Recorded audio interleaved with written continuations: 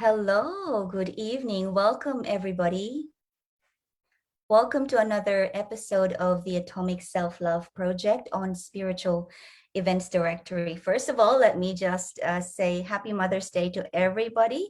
And for all those who are not with their children tonight or today, Happy Mother's Day to you anyway, because now we are so connected with the telephone, with the Zoom, and even with just energy. And I know that everyone is thinking about their loved ones on a day like this, and we are thinking about you. So I'm so glad to be on here tonight on a Mother's Day like this. It's my first year live on Mother's Day, and I just want to say I'm just so grateful to be surrounded by an energy of moms and women from all over the world for an entire hour. And tonight, I'm just really excited because I get to come on live tonight, not just by myself, but by four other beautiful women who are making a difference in the world. And so for those of you who are here for the first time, I want to say welcome. So say hello on the chat and let us know where you're hailing from, because tonight we have got, Sarah, for example, is from London, and we've got Kaki from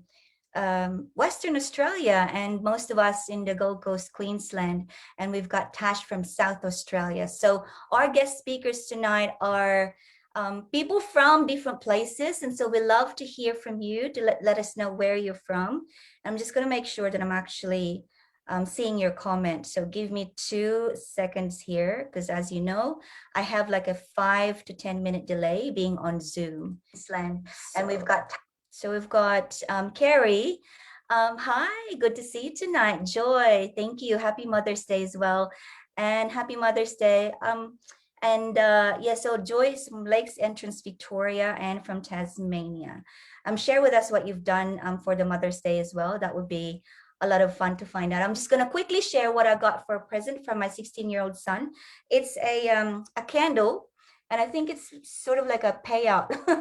Eternal Optimist candle. So that was really fun moment.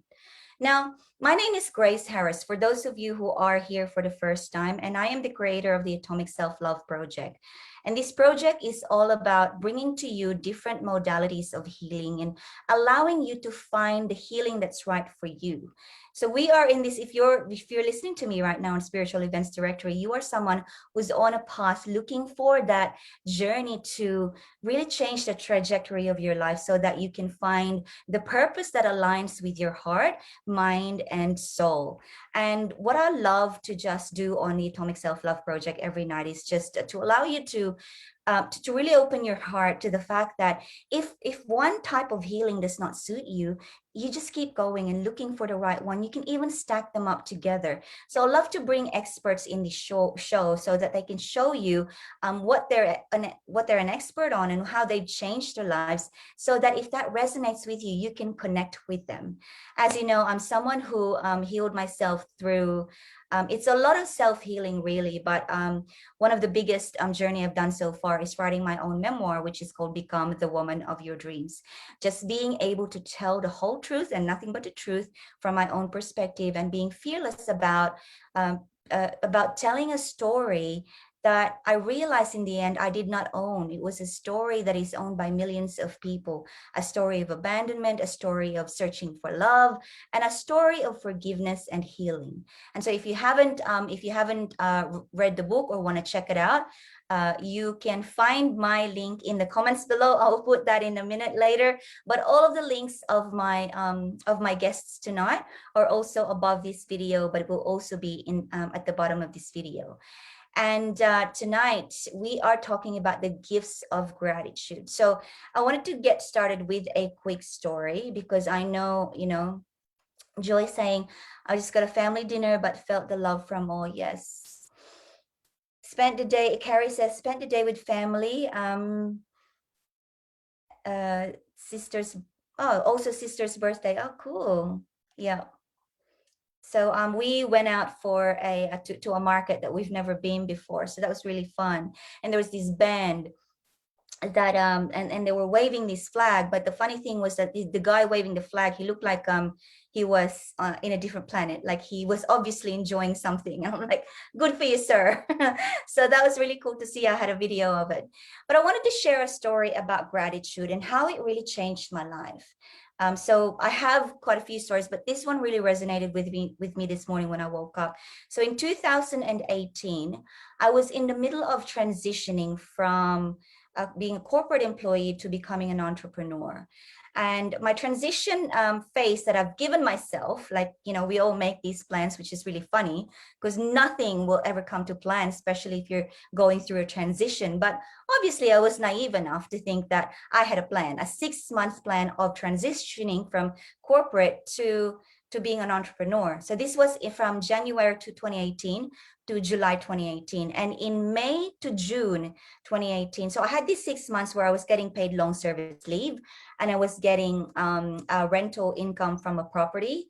And so I had like two sources of income, and I was putting all my resources in this business that I was trying to get up and running. And my target date of getting an income from it was June or July of 2018.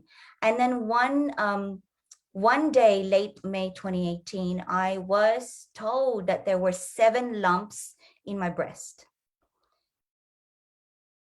I've had a couple of very close people to me, they're very close to me, that passed away from breast cancer. So the fear was immense. And 2 days after that, I was told that my tenant for my rental property are moving out in 2 weeks' time. And so I had, and then I was emailed by my boss and to tell me that my salary was ending also in a week and a half.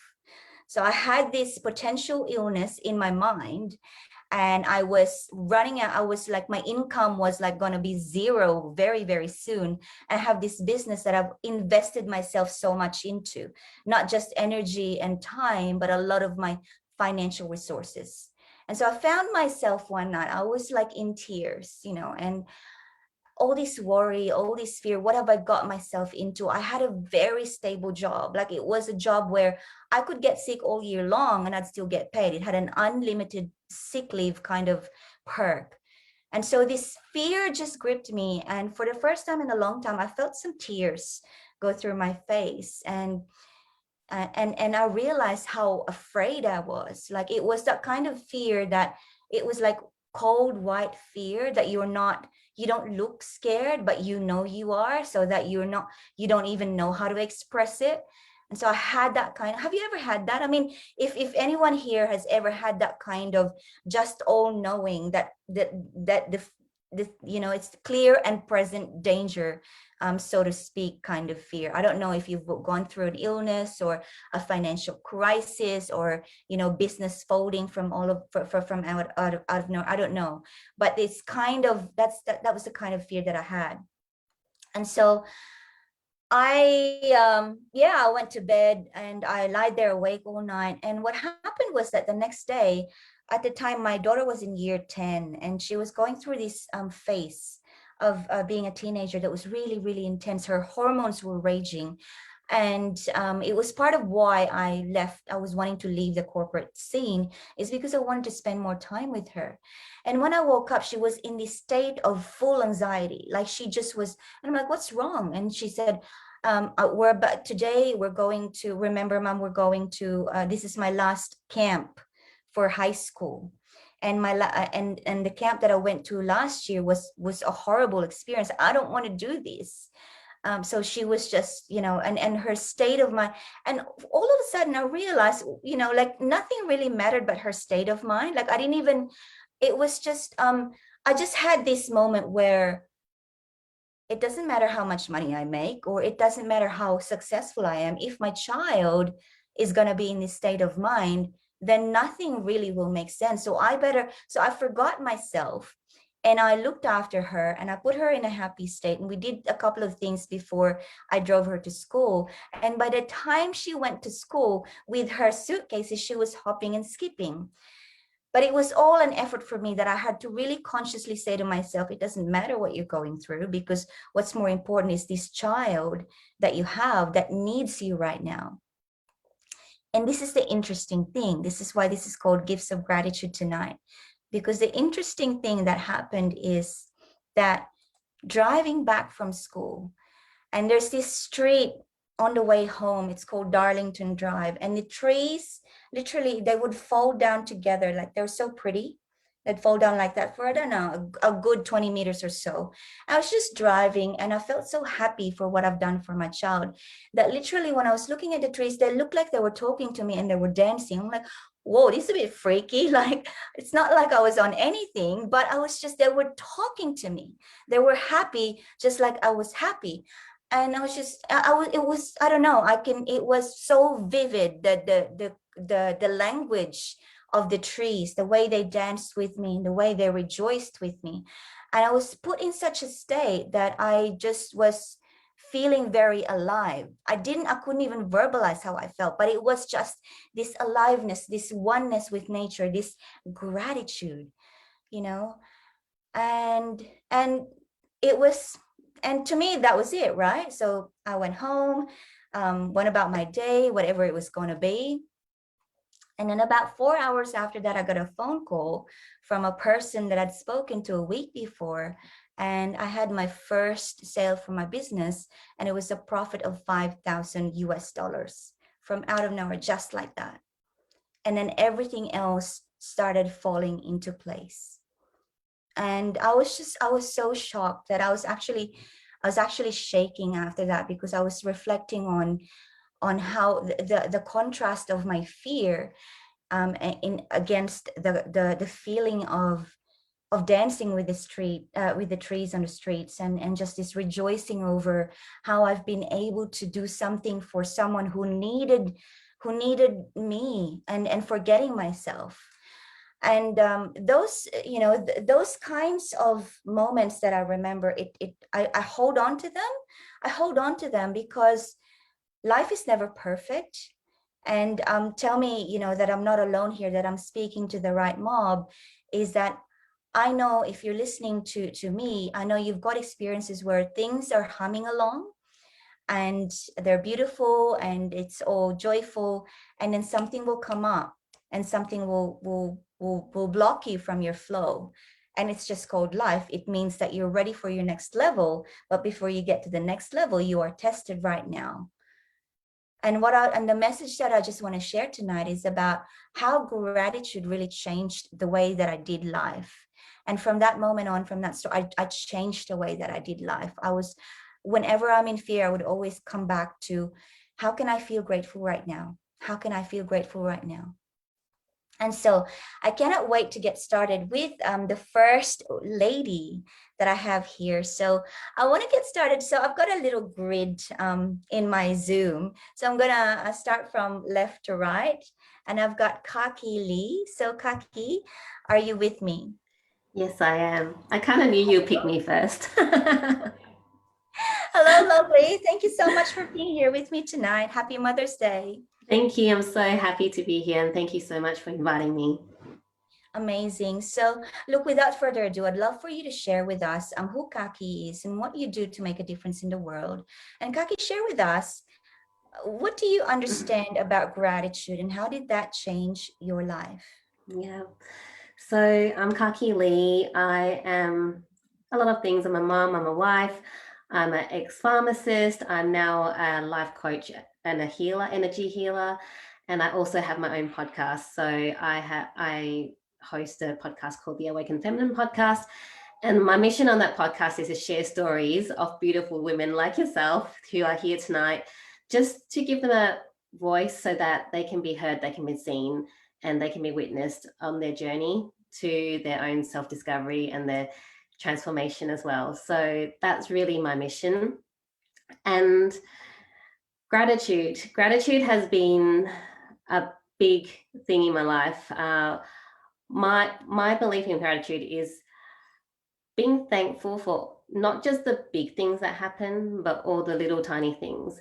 I think a lot of times we go through life and we're like, oh, we're just humming along, and it's like Groundhog Day. We wake up, we go to work, all those things, but we never take it, we take it for granted. And, when big things happen like this, last year when COVID happened, that people actually took a step back and went, oh, we took for granted that we can go out freely, those little tiny things that you never even think about.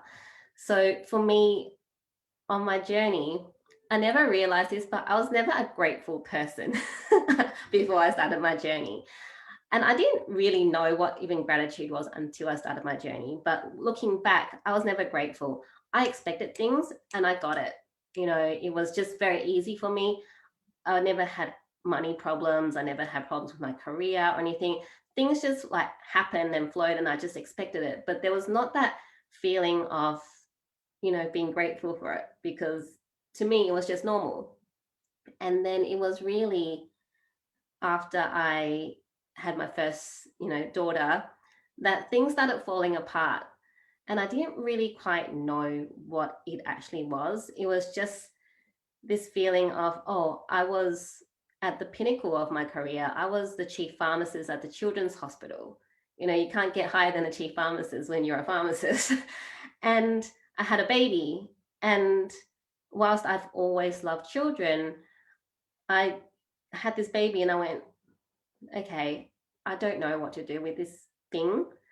It doesn't respond to me. And, at work, even the worst employee will tell you what they think, right? Or they'll do something to make you know what they think. So you know how to handle it. When you have a child that doesn't respond, you're just like, well, I don't know.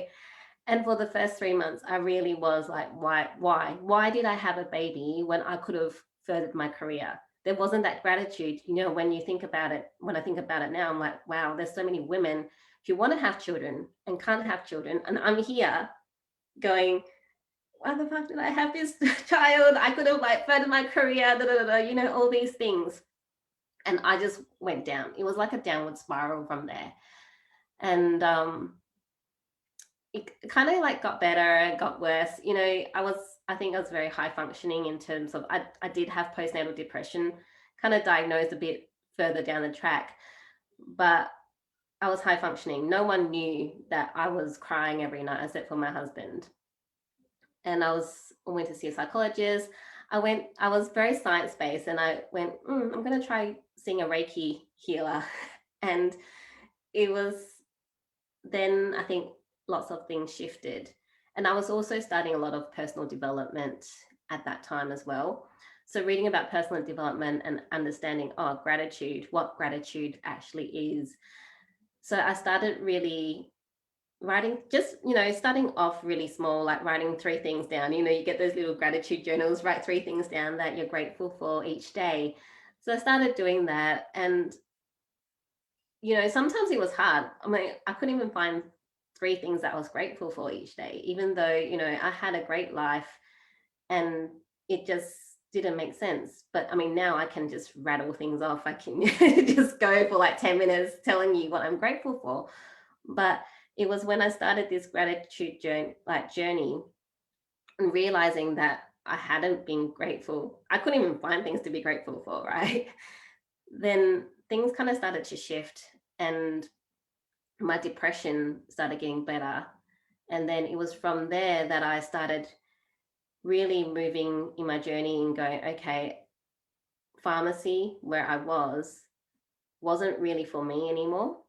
And then looking outside of that to find what it is.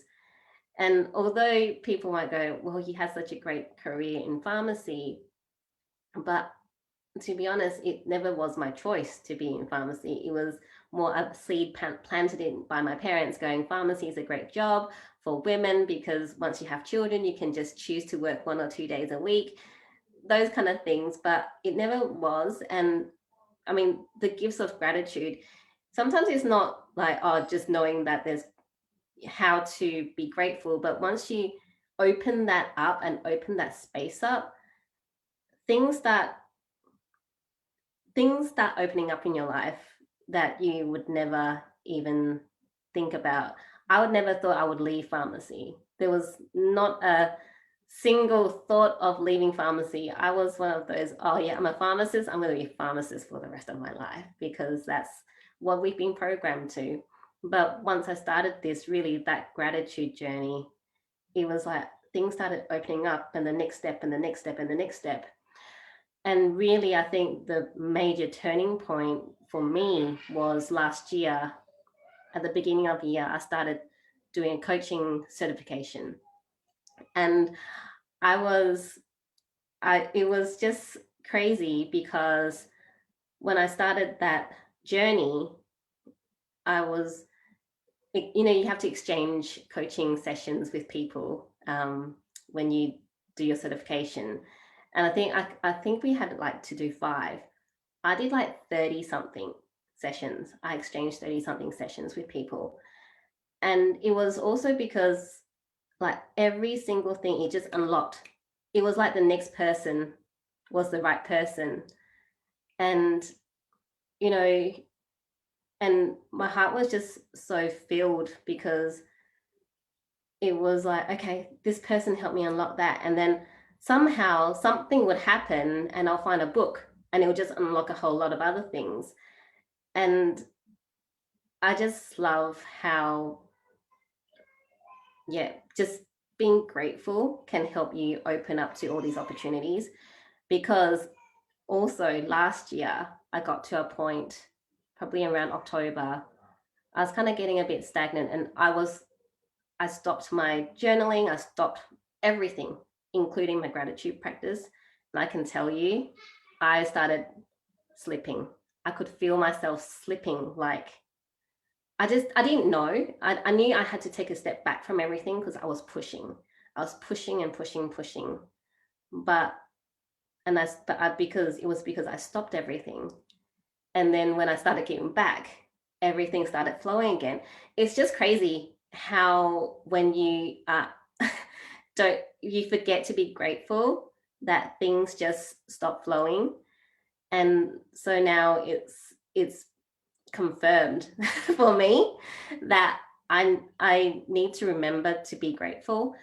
And the thing is, gratitude is not a destination, it's a journey, and it's a constant reminder every day to be grateful for what you have in your life. Just being alive and having fresh air to breathe is something to be grateful for. So for me, it's just a constant reminder to myself to even, I ask my daughter every day, what's something that you're happy about each day, just so that she can start getting into that mindset of finding things to be happy in her life. Because sometimes she comes back from school and she's like, I had the worst day ever, mummy. I'll be like, okay, 5.5-year-old, what's the worst thing that had happened today? It's like, no one played with me. I'm like, I'm sure someone played with you, right? What's something that, was good today that, you were happy about? So it's just for me as well, starting that young for people, like for my family, but reminding people that if, you do have kids, especially today's Mother's Day, to start getting to think about how, what's good in their life, rather than focusing on all the bad stuff. Because I think as humans, we just programmed to think of all the bad stuff, right? It just happens. Like if you had someone in your life that did everything right by you for 10 years and they did one thing bad, one thing, you just remember that one thing. And that's something that we need to, remember. Okay, I'm grateful for this person for so long. Okay, what happened here? Sorry, I'm just like, blah, blah, blah. I'm carrying on, but I'll stop. Amazing. Oh, wow. So that's, thank you for your story, Kaki, because, it's so important that we get to normalize the struggles that we have. And I just wanted to, because there's so much that you shared, but I wanted to just go back about, I don't know, a few minutes into your story, because I speak to so many women about getting into a state of love. And I'm not talking about love generally, an intimate love or love with other people, but just love in general, just the feeling of goodness. And I think when that is talked about, it's more about the love that's just in the heart. Therefore, it can almost mean like self-love. But you shared something about you were high functioning in terms of your postnatal depression, that it wasn't even picked up until much later. But then, and it was through finding little bits of information that gratitude may help, and you actually tried it. And sometimes it wasn't easy, but you kept going anyway, as to putting down, okay, so what's the one or the two or maybe the three things that made me happy today, that I'm thankful for, that I'm grateful for. I wanted to ask you this question, and I'd love to ask you so many questions, but in essence of our time, but I want to ask this one question because I know that so many people um, out there, and I've been through this space. So this is an important question for me, for my past self. I believe that when we heal the now, we heal the past, and there's really no such thing as linear time in spirit world. Like we invented linear time, right? So everything may be existing now. So I know when I'm healing myself now, I'm also healing that younger woman that was me. And so because I went through this, this is an important question for me and for many, many people, which is just this, when we go through dark days, and that's, you could rename that like anxiety, depression, just things that we have labeled to be so and so. When we're going through dark days, how, I've been asked this question so many times, I want to hear from you. How do you find that feeling of little joy, to be grateful about anything? Where can I start? It's hard, and I think for me, I need to just cry it out, or just let out the big emotion, whether it's sadness or depression or whatever. It needs to be let out before I can even find that little piece of me to go, okay, what am I grateful for today? So, and it's hard if you are in constant depression to even do that. But just, if for me, that was what worked for me. I just had to cry. I just had to cry and just let it all out. And then once I couldn't cry anymore, it was like, okay, what is it today that I'm grateful for? Because I need that something to get me going to the next day. Thank you so much. And I think that's what, as there are experts out there that call this thing vulnerability, just opening your wound and being prepared enough to say, I'm broken, I'm crying, here I am, show me what you've got. Yeah. It's just, being willing to be vulnerable, because it's so many things cause us to be not vulnerable, to be protective, I'm not going to show that emotion because I've been hurt before. Yes. So thank you so much for the encouragement of vulnerability. I love that. Thank you.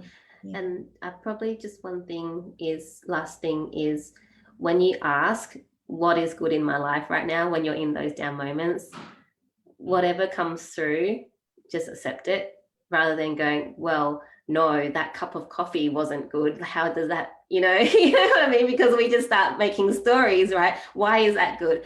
Just whatever comes through, what is good in my life, just accept it. Okay. And then, keep asking. Sometimes that's just what you need. It will come. The answers will come. Wow. Oh my goodness. It's being willing to just receive. Yeah. Oh, whew. Yeah. Thank you. Thank you so much. Amazing. Thank you. Alrighty. So, well, I'm just gonna quickly check if we have any comments. Not so far. Joy says most definitely resonates. Alrighty. So, so I've got my next guest is Nicolette Wires. So Nick, come on out. Hello, Hi, people. Grace. How are How are you? you? I'm Beautiful. How are you? good. I'm really good. I'm so excited to be talking to you tonight. I'm here with these beautiful ladies. So Nick, tell us who Nick is, and how do you make a difference in the world, and what is gratitude? Share with us what is gratitude and how did that change your life? Thanks, Grace. Well, first and foremost, I'm very grateful for being here with you and all the beautiful ladies here on this special Mother's Day. I understand it's not Mother's Day in all of the world, but just take it as an extra Mother's Day today. So yeah, Nicolette, originally from the Netherlands, as you probably can hear. Been in Australia about 12 years now, so Australian as well. So yeah, how I would like to, I'd like to share a story a little bit, to share my story with the gratitude. So I've been in hospitality as a general manager of luxury hotels and resorts all around the world for the last kind of 20, 25 years. And we actually went to Cambodia to start up a new wellness retreat resort, which was a bit different than the standard hotels we were used to work in. And it was something that I really was like one of my dream jobs to do. And when I was there, it was just so beautiful to be there and creating something new what didn't exist yet and being part of that from the start. Till all of a sudden I got a phone call from my manager in the head office to ask if I could come for a meeting in the head office. And at the time we were living in Cambodia, but the head office was actually in Bangkok. So I had to fly to another country to actually go to that meeting. And my husband was actually in Australia at the time. He was waiting for his citizenship to become Australian. So I was actually by myself there. So I flew to Bangkok to attend this meeting in the boardroom. And when I got called in, I've been there many times before for meetings, but this time it was different. There was just that anxious feeling in my tummy, something was not quite right there. And when I got called in the office, I was actually told within like a couple of minutes that I was not what they were looking for. And I was not good enough. And I was fired for the first time in my life. And the question I had was like, why? What is it that I'm not good enough as a woman working in a man-dominated world? And I just didn't get an answer. And I left really confused. Nothing was said. I remember that I was going down, it was like the high rises in Bangkok, and I was going down like 30 levels in the elevator, and I got down on the street where there's like hundreds and thousands of people just walking. It's always really busy in Bangkok. And I remember that time just stood still. And I called my husband, who was in Australia, and I was crying on the phone as like, why? What's wrong with me? And for him to be on the other side, in a different country, on the other side of the phone, not be able to physically put his arms around me to support me and comfort me, and being in disbelief of what just happened. But just being there and having those supportive words was all I really needed to hear. They told me I only had one day to pack up my life and move back to Australia. And I said, no, I need a week at least, because I'm actually going to enjoy the place. And I'm actually going to sit on the beach and watch the sunset and watch every other day the sunrise and the sunset. So I stayed for another week and actually just enjoyed being there and being really grateful for what I had, although it was coming to an end.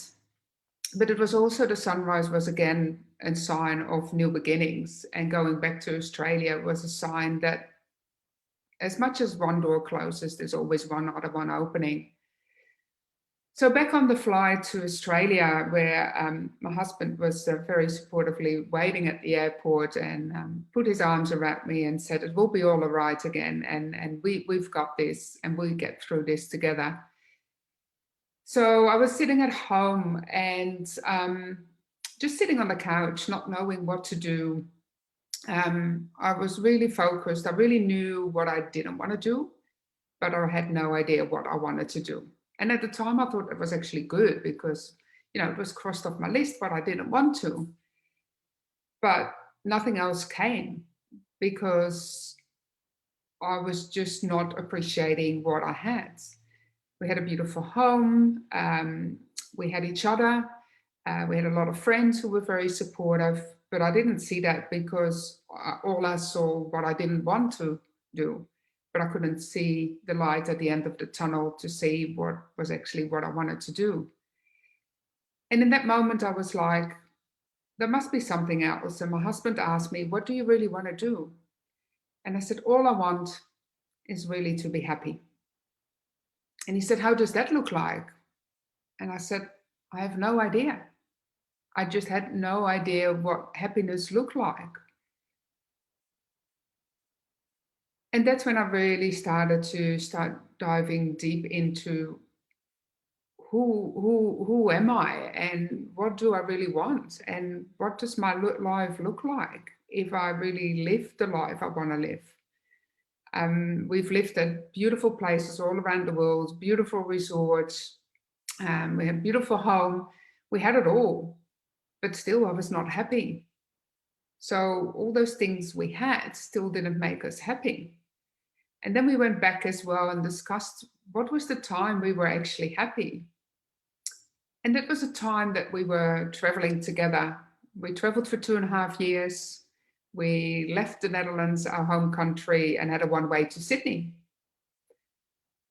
No, not a lot of money at the time, but we had the best time of our life because we just appreciated everything we had at that moment. And that was sitting in a little backpackers in a hammock on the beach, again, watching the sunset, watching the sunrise, and spending time together, meeting new people, experiencing different cultures. And that really made us happy. There was no have-tos. We were free to do what we wanted to do. We stayed in places as long as we wanted. And if we felt like we were moving on and we were ready to go, then we left. And that's how we lived our life for like 2.5 years. And that's the time when we decided to stay in Australia. So when this all happened and I was back in Australia, I was like, okay, what is next then? There's always that next and the urge to do bigger and better again and again. And what is the next job? I was general manager. How much more bigger can we get in the hospitality world? Go high up in the corporate office, which I didn't want to. I wanted to be at the resorts itself.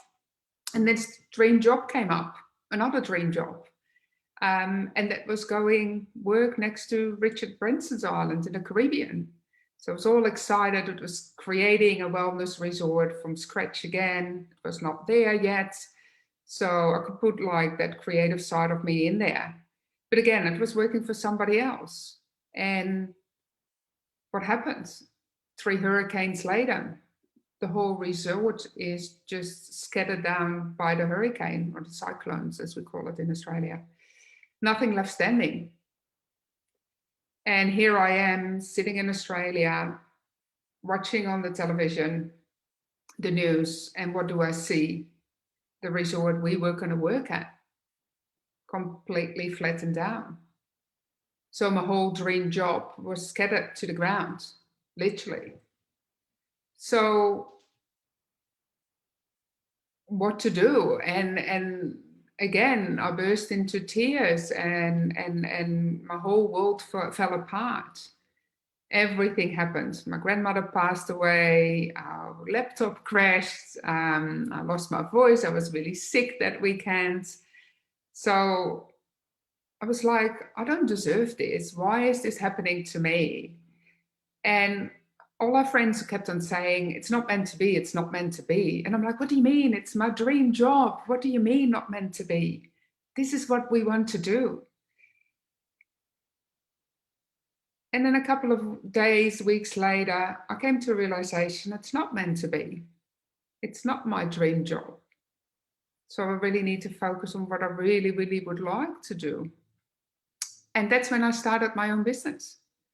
And it ticked all my boxes. I looked at a couple of different opportunities and things, and I really, really resonated.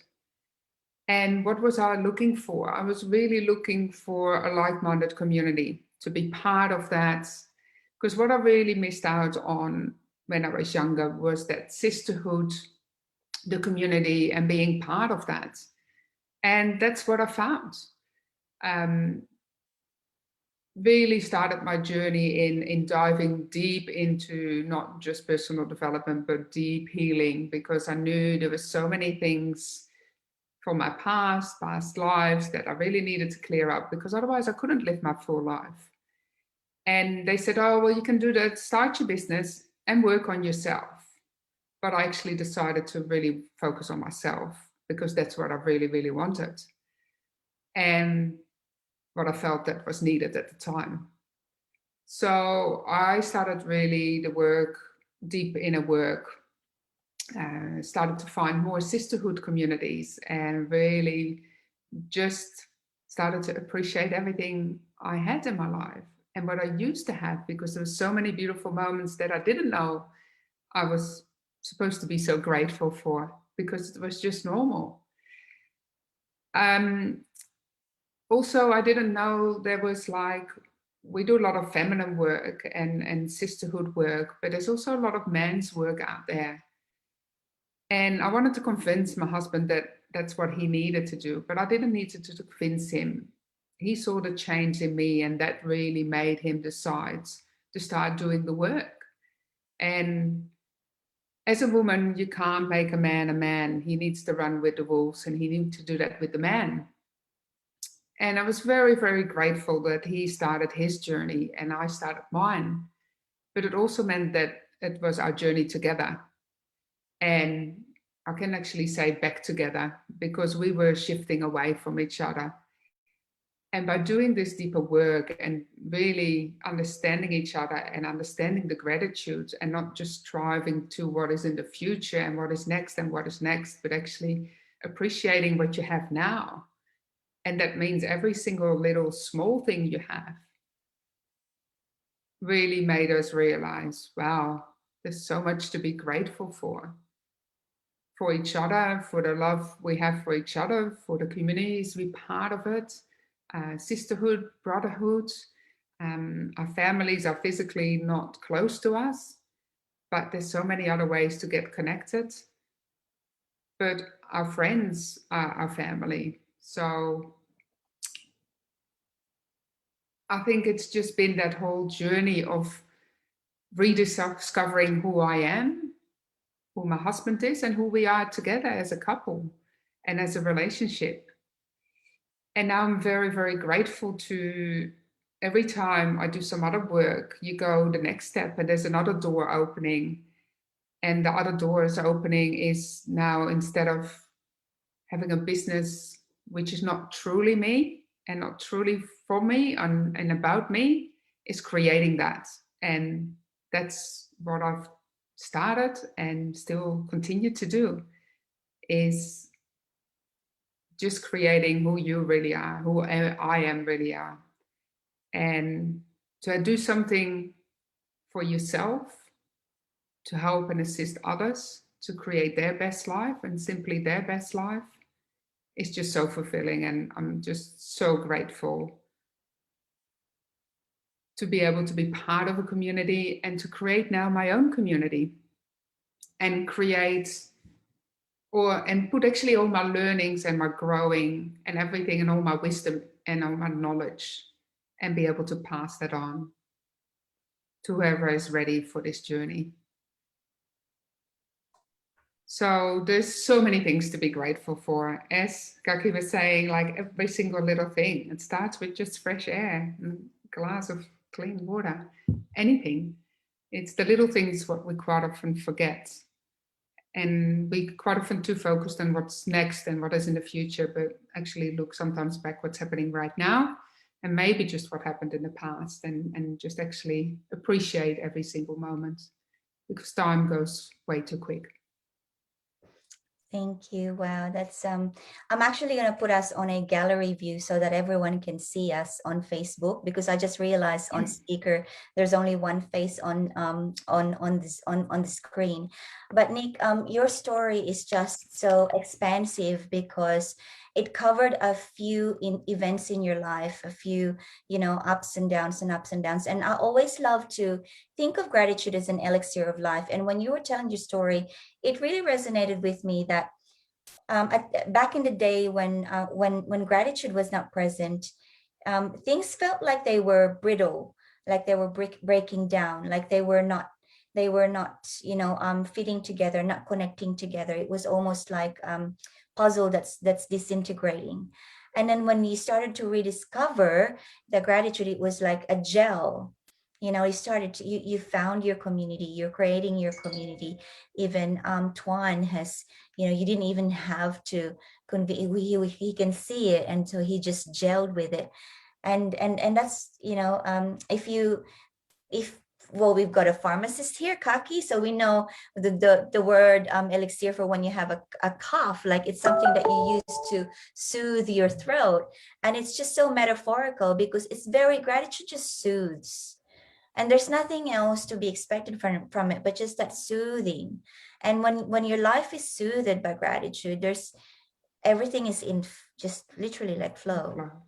Yeah, just so amazing story. So thank you so And much. I think as well, you out of the learnings and the growing and the self-love we do, you actually know you are good enough.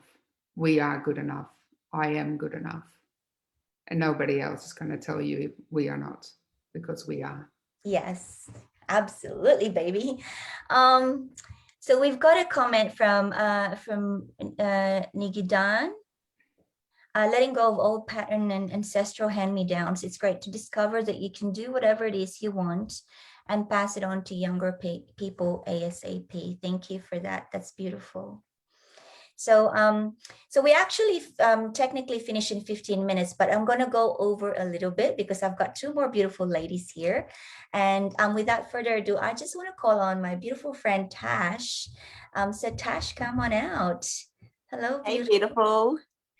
Amazing. So I want to ask you, Tash, what do you do to make a difference in the world? And what's gratitude for you? And how did that change your life?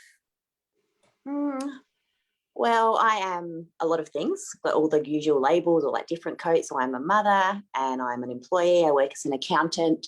I'm a daughter. I live in rural South Australia. I teach yoga. I've done my yoga teacher training in the last 12 months just because I really wanted to give back. I've just finished my NLP training and now doing my master's. I want to do an NLP and life coaching as well. I have a really strict morning routine and I want to share that with people. So those are the things that I try and encourage, like locally, things that I help people with. I think I first became aware of gratitude and how much gratitude can not necessarily change your life, but change your mindset. So in effect, that changes your life or how you see your life from like a really young age or youngish. So when I was 16, I went to Jamaica for 12 months as like a high school exchange student.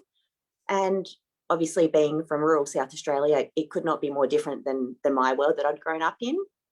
And I was astounded at how happy they were. Like, so where I lived, like our school was crazy compared to where we are in Australia. We often didn't have food. My father worked in Cuba and Guantanamo Bay because there was no jobs in Jamaica. We didn't have electricity. We didn't have a car, all of this stuff. And yet they were so incredibly happy. And so like for food, like if a poor goat wandered in our backyard, my Jamaican mummy went at it with a machete and then we fed the neighborhood for like the next 3 days. Then we didn't have food again for another week. And so whatever they had, they shared with everybody. And they were so happy and so grateful and so giving. Like I had a double bed in my room. And whenever I never had that bed to myself in 12 months. Like every night there was some other random stranger that mummy had invited off the street because they didn't have anywhere to live. And that was totally normal to them. And they were so happy and grateful. And then when I went back to Australia, I found it really hard to settle in. I was always square peg, round hole, and I guess a year in Jamaica didn't help that anymore. But I found everyone in Australia, they just had a real attitude, like they expected everything and they weren't grateful for anything. So then my friend wanted a queen size bed and didn't want to share a bedroom, whereas I'd come from sharing a bedroom with every random stranger. They wouldn't eat their dinner if they didn't get like a perfect steak, whereas we had goat and that was it, and then nothing for a week. So I just found that just taught me how important gratitude is. Like when you're grateful for what you have, suddenly what you have is enough. I just couldn't express that enough. And so going forward, that's how I've lived my life. That's what I've tried to teach my children. And I've incorporated it into my morning practice. So I get up at 4:44 every morning and I will write my gratitudes out every single morning, no matter what. No matter if I'm feeling up, I'll write my gratitudes out. Because I know, like Kaki said earlier, if you skip that process, like my morning process is my gratitudes, my meditation, my yoga, some breath work, all of that sort of stuff, writing out my goals. if I skip that practice because I'm feeling good, I no doubt I will go downhill and my life starts falling apart as such. So it doesn't matter how happy I am, how many things I have to write. I'll write pages and pages of gratitude. And then, you know, on the flip side, when I'm down, sometimes things are that shit. I'm like, literally, it's like this cup of coffee. That's all I've got to be grateful in life, which is obviously crap. You know, in Australia, we often live a reasonably privileged life. So I've got plenty to be grateful for, but sometimes you can't see it. So I just incorporate it into my daily life just from my experience in Jamaica, because I don't ever want to be that person that expects everything or that nothing's good enough, because I know deep down that when I'm grateful for what I have is enough. So that's just what I try and share with everybody. Wow. Thank you, Tash. It's just, I cannot say how important that is. And I think, yeah, most of us are moms here, and I people that have been watching this show every Sunday, you already know that I just say what I need to say. I'm unapologetic, and I'm going to say that we have come into an era where there is a fraction of our kids that have a level of entitlement, and I will say that my kids do have a level of entitlement, and really this is why it's so important to just put it out there in the open that, you know, it's a morning practice. It's a beautiful thing to do. And when it sucks, it's you can write down one thing you're grateful for. And when you're up high, even more important to keep the momentum going. And most of the time, it's hard to hear this from people who are already highly successful. And the reason that I wanted to share all of us tonight to everybody is because it's a true thing. It's a true magic for everyday people. And we are all people here that have gone through ups and downs and ups and downs and ups and downs. It couldn't be more real than that. Now, what I'd like to do, Tash, is that I want to come back to you, because our beautiful Sarah, she needs to, we have a time frame for Sarah to take Hunter and Finn, her beautiful kids, somewhere in a few minutes. So I want to hear from Sarah, and then I'll come back to you for a question. So Sarah, it's now it's morning time in the UK for you. How are you? Hi. It's good. Great to see you today. It's not Mother's Day for you, but happy Mother's Day. So please, tell us, what do you do to make a difference in the world, and what's gratitude for you, and how did that change your life? Thank you, Grace. And it's been really interesting to listen to everybody just speak, and because I related to parts of everybody's stories, and it's made me think a lot about my own life. So for me, how do I make a difference in the world? Well, I'm a mother to my children, so I make a big difference to them, to their lives.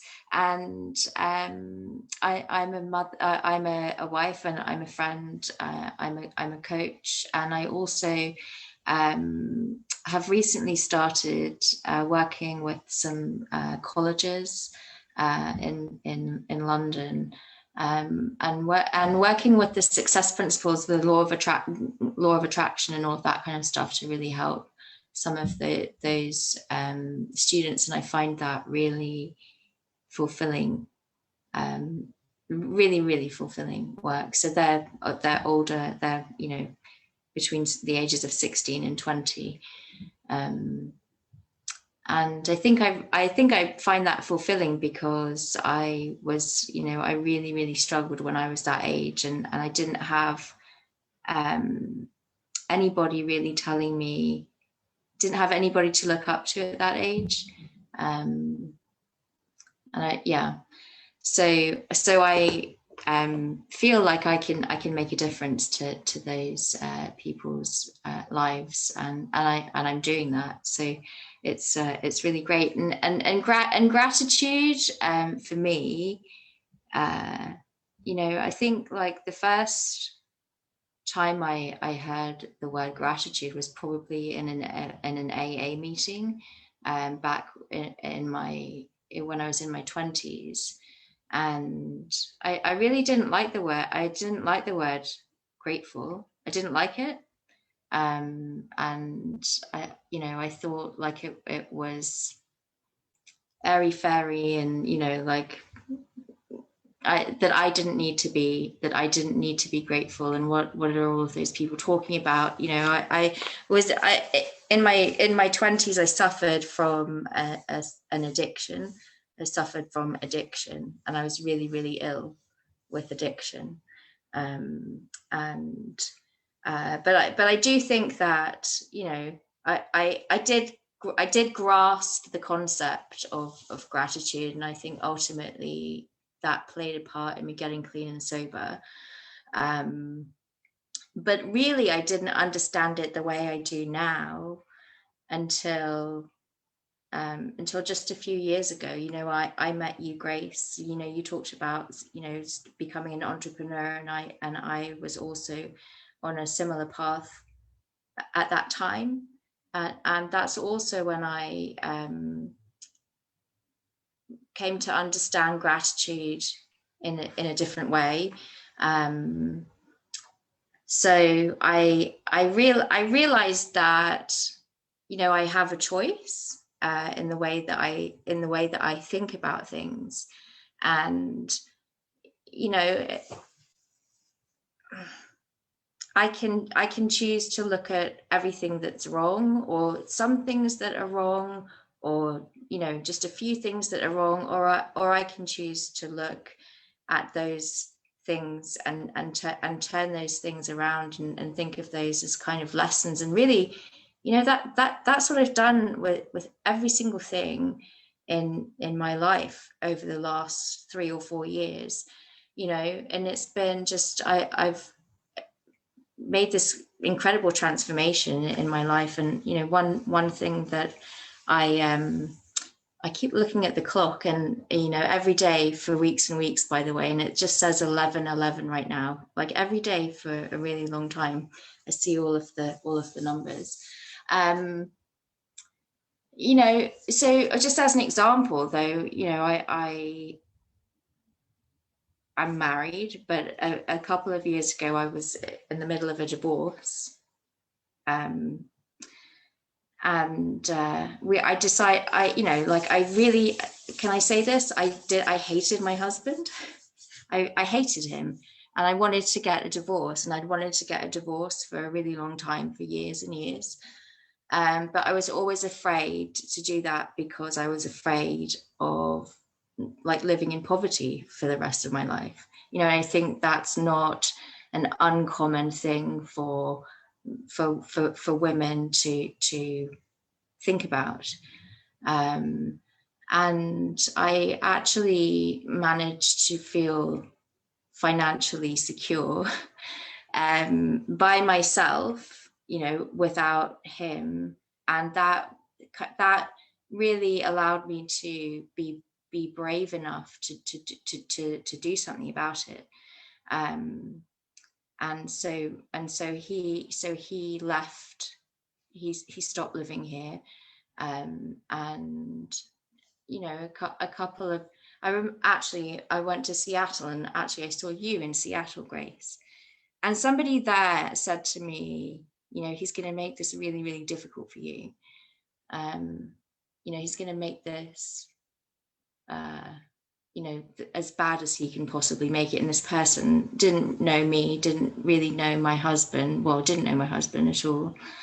And I thought there for a minute, I don't think that he will. I don't think that he will make my life really difficult on purpose. He's not that kind of person. But my husband also, he was an alcoholic. And I knew that I couldn't be living clean and sober for however many years it had been by that point myself. And then constantly having this idiot around, wasn't conducive to me moving forward with my life. And then I looked at my children, and I just thought, they need a father figure, and I want them to have their dad, right? And so, and on that day when that woman said that to me in Seattle, I just thought, I've been looking at this the wrong way. Been looking at this you know, it's been sucking my energy for months. And, you know, I just have to think about, instead of thinking about worst case scenario, think about best case scenario here. And I did, and I approached my husband, I think maybe a month, maybe 6 weeks later or something. And me and my children were going to America for a holiday. And I said to him, you know, why don't we just try one more time and make this thing work? But you've got to quit your job. You've got to stop hanging out with all of those losers. You've got to stop drinking. You've got to stop smoking. You've got to be clean and sober, blah, blah, blah, or it's finished. And I'd never said that to him before. I'd never, ever said that to him before. That's actually what I wanted. And he came with us. He quit his job. He stopped hanging out with all of those people. He got clean and sober right there on the spot. And he hasn't, you know, he's been clean and sober ever since. And it just, you know, to me, that's like a real kind of testament to gratitude, because, you know, like just being grateful for, you know, being grateful for the lessons in life, and realizing that through the adversity, through all the difficulties, you know, all the challenges, or whatever word you want to use, that it's teaching it, you know, it's teaching me something. It's up to me to take the lesson from it, right? But that's like the attitude of gratitude that is really important for me in my own life, and moving myself forward to where I want to be. And I think that's probably as much as I can say before I have to. Oh my God, Sarah, that's powerful. Before you go, if I could just say, that it's just the power of the story of what you said, and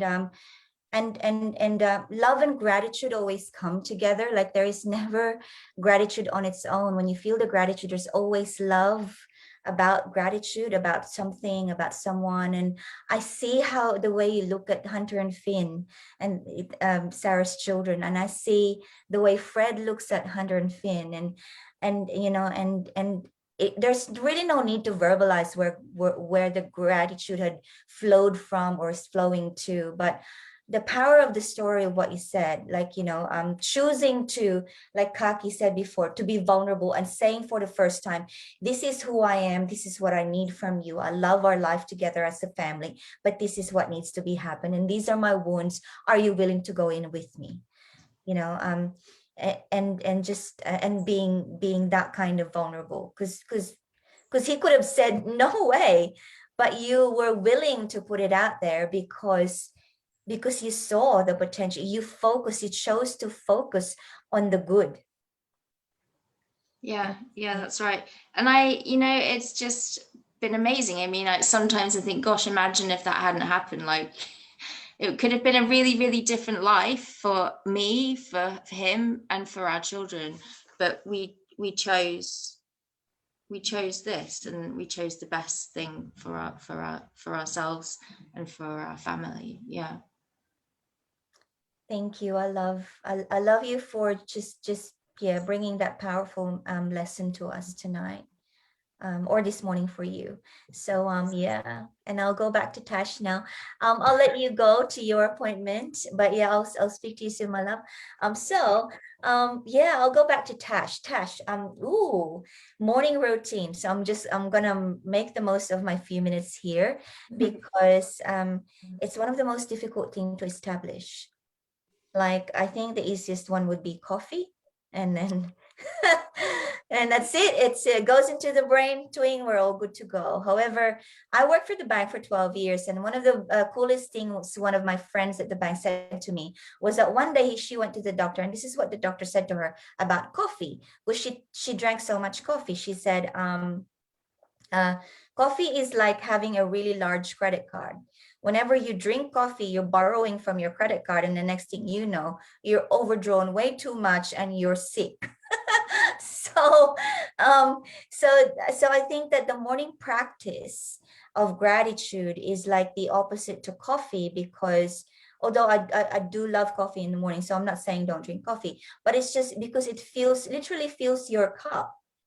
So, so my question, Tash, is that if I'm a mom, and there's so many moms here that are moms of teenagers or even younger people, or even people who are 20 something, like how, because there's a comment here, like I just want to quickly read it, right? So Christine said, I find whenever my life gets chaotic with kids, the first thing I drop are the things I love most, like spiritual practice, journaling, meditation, etc. I don't understand why. So I think that was a question for one of us. But there's also another comment here about, it's sad in Australia for this. This is from Josette. It's sad in Australia for this generation because the youth have the high expectations from society and feel they are owed rather than having to work for stuff. Yes, entitlement was the word I was looking for. So I'd love to hear from you, Tashi. How can, as a mom, and I know you have your own kids, like how do we introduce softly and effectively, bit by bit, to be able for them to be able to appreciate that practice of gratitude in every morning or every day? There's lots of different ways to do it, I think. And I think it's super important to do what suits you or your children or your family. My ex-husband and I, we were very big on, like, over dinner, we'd say what we were grateful for about the day, because then we weren't forcing the kids, because my oldest, like my kids are 10, 11, or just turned 13, 10, 11, 13 now.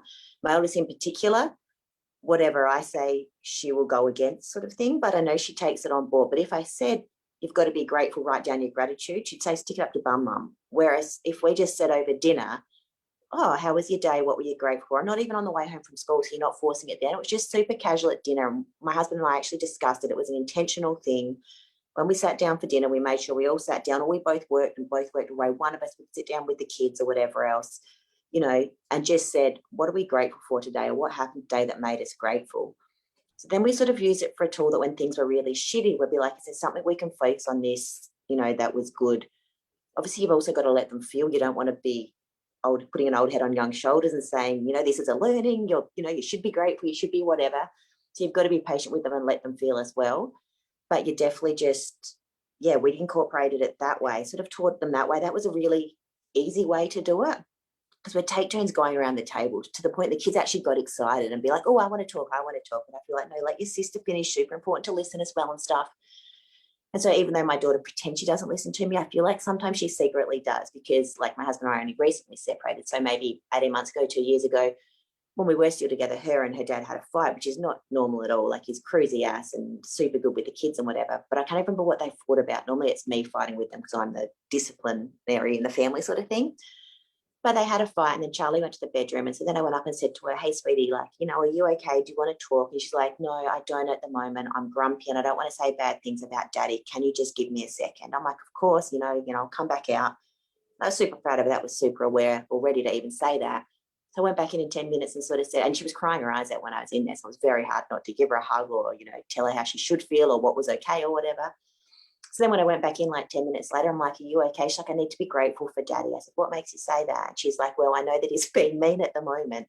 But, she said he lets me do so much stuff and he works away in the mine so we can have nice things. And it was something like, it doesn't make us eat paleo when you do. When you go away, he lets us eat chips and stuff like that. So she's like, he's such a good daddy. And even though I'm mad at him at the moment, I know that I'm going to be great. I'm grateful for him. So I want to go out and give him a hug. And I could see that the way we'd taught them gratitude and how important it is. And I do talk about Jamaica a lot, that story. Like, we took them to Cambodia when they were 6, 7, 8 for a month, so that it's just because I wanted them to experience what I experienced. Not everyone can do that or has the privilege to do that, but we just backpacked around. It cost us no money at all because we stayed in backpackers with the kids, whatever else, ate straight food. But so they would see, we went out to their school. We have like a sponsor child. So we went out to the school and they spent a day with their sponsor child and went through the sponsor child's house, and they were like astounded. So, we showed them that. Then we moved to Costa Rica for a year for the same sort of thing. Again, not everyone can do that, but just the gratitudes over your dinner table, making it easy without making it an intentional, this is a lesson that you have to learn, but just implement it into their daily practice whether it be when they wake up in the morning over brekkie, driving home from school, whatever. We just did it so it was normal. And so then I can see by that fight that she had with her dad and like, you know, just give me a second, I need to think of my gratitudes, and then came out and gave him a hug, even though they just had a big fight, she was crying her eyes out, that they take it on board. So from such a young, and we get comments all the time, your kids are the most grateful kids, are the most generous kids, all of that sort of stuff, because we drill it into them without making it a lesson sort of thing, if that makes sense at all. Absolutely. Yeah. It's a fun way to do it, not like a teaching way to do it. And it's the doing, isn't it? Like we always say, your kids will never listen to you, but they do what you do because they see it, they see you do it. And so when everyone's having fun around the table, and especially if they're young enough, then it becomes a habit. But yeah. So look, I'm so grateful for tonight. So thank you. Thank you, Kaki. Thank you, Nicolette. Thank you, Tash. Thank you, Sarah, who's left early. And so, yeah, we've actually come to the end. So we're 10 minutes over, but that's okay. The next live session is in 4 minutes. So we're not overlapping. But for those who have tuned in tonight, every one of us you can connect with. So all of our email addresses or connect with us on Facebook. It's at the top of this video, and just click on that. And if you want to ask a question to Kaki or Tash or myself or Nicolette or Sarah, go ahead and just send us a note or just connect with us. We'd love to hear from you. And this is something that, you know, I hope that has given you some insights tonight, especially for those who have not really familiarized how gratitude can be very, very easy to integrate in your life. And so I love you all, and I love you, ladies. So we're gonna say goodbye. We're gonna unmute and just say Happy Mother's Day, and then we're gonna sign off. Yeah. Happy Mother's Day. Happy Mother's Thank Day. you. Thank Bye, you. everybody. Thank you. Thanks, Grace.